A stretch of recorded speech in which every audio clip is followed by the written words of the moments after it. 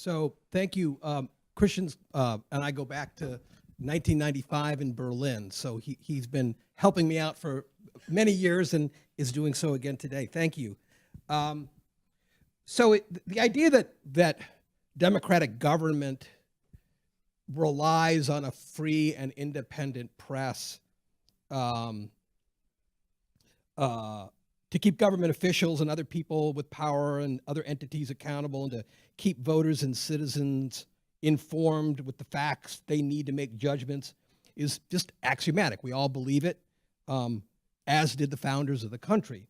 Only in the face of a government with strong authoritarian tendencies, as we have now, can we really test that proposition. And I think a recent story in Politico that I would really recommend to you all offers an excellent first stab at the test, at such a test. Now, what Politico did was it used data from a company that audits subscriber information for print and digital publications to look at the percentage of households in nearly every county in America that have one or more subscriptions, either digital or print. Did you see this? It's an amazing piece. Now, what it found was that in counties with the fewest percentage of households subscribing to news sources, Donald Trump did the best. In fact, better than Mitt Romney had done in 2012. Whereas in counties with a higher percentage of households that subscribe to news sources, Romney did better than Trump. And of course, Hillary did even better the higher you went in the percentage. For every 10% of households in a county that subscribed to a news outlet, Trump's vote share dropped by an average of 0.5%. And those links were statistically significant, even factoring in, employment, education, et cetera. So these were fairly robust findings. Now, the decline in local news is an old story, and that decline has been bemoaned for many reasons, most especially the loss of accountability when it comes to holding local governments accountable, the no reporters at City Hall problem. But what is new in this Politico story is evidence of a connection between the erosion of local news outlets and the rise of authoritarianism in politics nationally. Local news outlets, the Politico authors note, tend to be highly trusted by the people in those communities. If you grew up in the hinterlands, I grew up in St. Louis, nobody was more trusted than the local news anchors who had been there for 25, 30 years. And they just were, everybody watched them every night. And same too with the local columnists and a little bit to the local reporters, but the local newspapers, depending on your politics, were very much trusted to provide news that people needed. When such outlets disappear, the void gets filled by partisan national media like Fox News and social media like Facebook and indeed Donald Trump's own Twitter feed. Fun fact, Trump's 50 million Twitter followers is larger than the number of subscribers to all news outlets, print and digital, in the country. Now, there are some methodological issues to this story that one could raise. Subscription rates are, at best, a rough proxy for actual news consumption. The story shows correlation, not causation. These so-called news deserts, that there's a concept in media studies of just like we have food deserts, we have news deserts that Politico is measuring. Also happens to be, rural and exurban counties that have lots of other reasons to support Trump. Nevertheless, the analysis does ring true to a lot of other things we know to be true or sense to be true about our national politics. Now, here's a stat you probably don't know, but probably won't be surprised by. In 2014, almost 1 in 5 U.S. reporters worked in New York, Washington, or Los Angeles, compared to 1 in 8 in 2004. That's how stripped the middle 90% of the country has been in news reporting. Moreover, and this is the main point I want to make today, the economic and technical forces that have virtually annihilated independent local media in America are the same ones that have undermined the economies of those very same parts of the country and helped make their desperate and downwardly mobile residents prey to the right-wing populism that promises to bring their jobs and communities back, even as it attacks the foundations of democracy. Now, let me offer a few personal observations based on 30 plus years in the journalism business. Back in the day, if you wanted to make it big as a reporter, the expected path was when you got out of college or out of J school, you went and you got a job at a small town newspaper. And, you know, some people liked it so much they stayed, never left. Most cycled through. They did a year or two or three.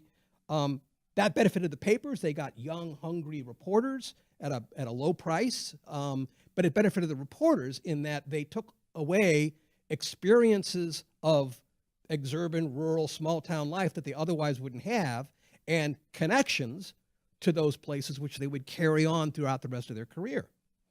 I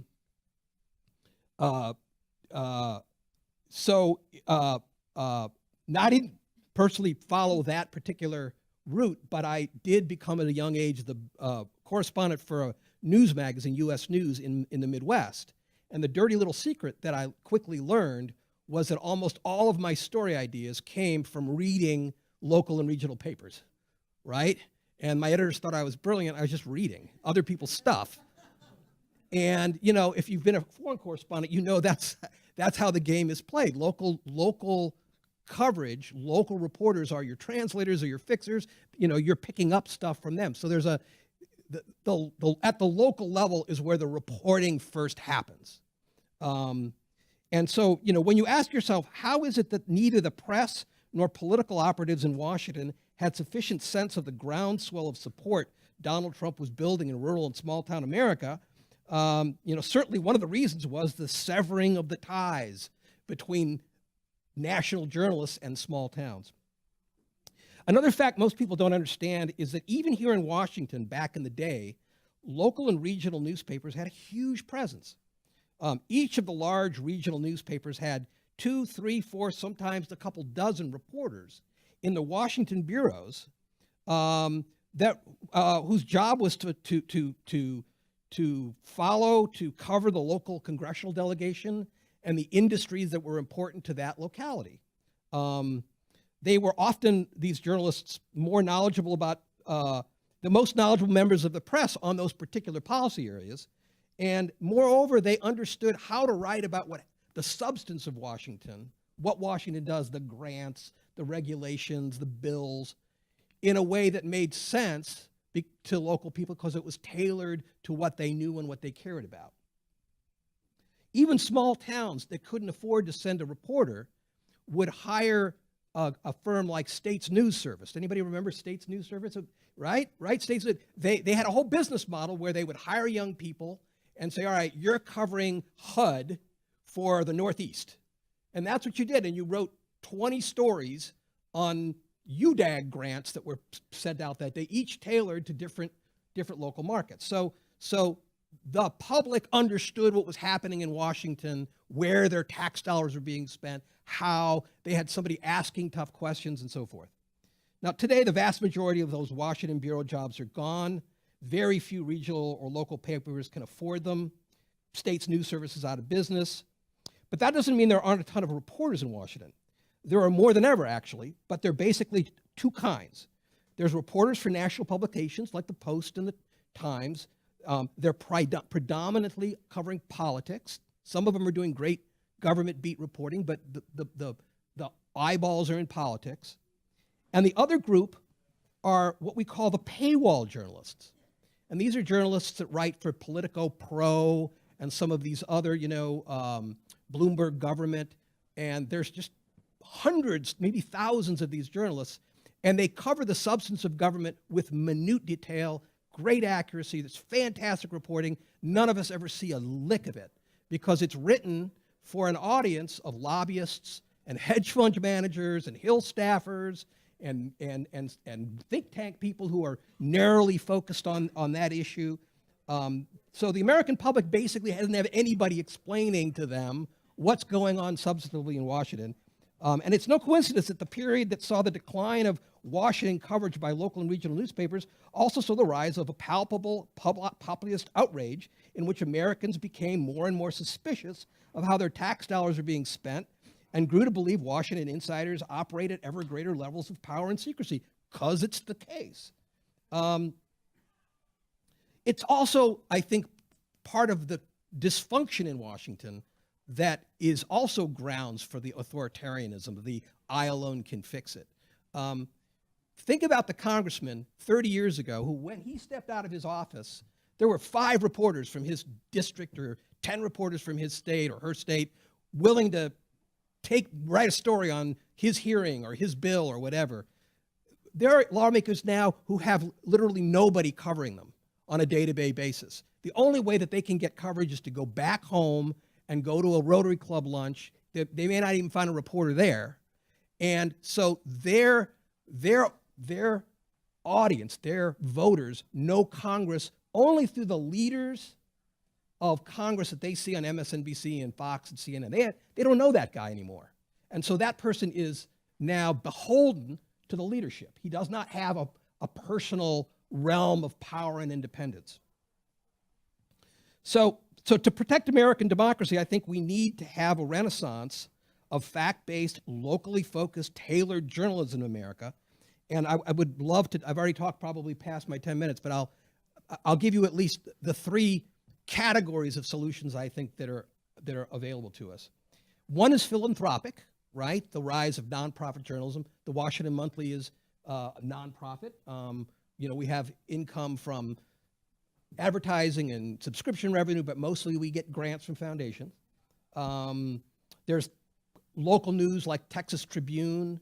There's this new outfit called Report for America, which is very interesting. It's run by my friend Steve Waldman, and it basically provides grants to reporters to go become local reporters for 2 or 3 years, for a year or 2. So that's category number 1. Category number 2 is federal solutions tailored to the media. What can be done through federal policy to fix the media? And I won't go into any detail. I'd love to talk about that later, but the idea that we can't have federal policy tailored to the media is nonsense. In the Constitution, the founders wrote in that the post office, which was the basic infrastructure for the media back then, the cutting edge infrastructure, the Facebook of its day, had to be owned by the government, or certainly directed by the government. So there's nothing constitutional keeping us from writing laws, regulations, and so forth to make local media thrive and profitable. And then the third area is, as I said before, the problem of the decline of the media, local media, is really part and parcel of the collapse of the economy in these areas. There's a lot of debate about what that collapse is. Donald Trump says it's the Mexicans and global trade. There's probably something to the global trade part, but I personally think it's the rise of consolidated industry that strip mined 90% of the country of its companies. Fix that, and I think you'll fix the problem of profitability and reporting at the local level. Oh, there you go.